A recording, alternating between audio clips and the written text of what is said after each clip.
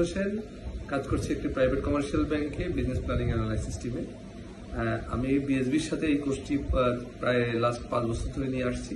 Normally কোর্সটি আমাদের অনলাইনে পরিচালিত হয়। এবারই ফার্স্ট টাইম আমরা ফিজিক্যালি ক্লাসটা নিচ্ছি। একটা ডে লং ক্লাস হবে। ক্লাসটি 2টো মডিউলে ভাগ করেছি আমরা। প্রথম অংশে রয়েছে বাজেটারি কন্ট্রোল। এই পার্টে আমরা দেখাবো কিভাবে একটি বাজেট প্রিপারেশন করতে হয়।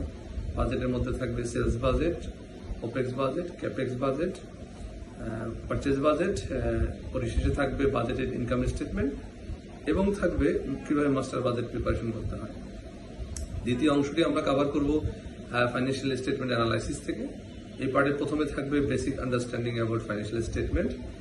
পরের পার্টে আমরা দেখাবো কিভাবে ফাইন্যান্সিয়াল স্টেটমেন্টকে অ্যানালাইসিস করতে হয়। এর মধ্যে থাকবে আমাদের horizontal analysis, vertical analysis, DuPont analysis, ratio অ্যানালাইসিসটাও কভার করব আমরা।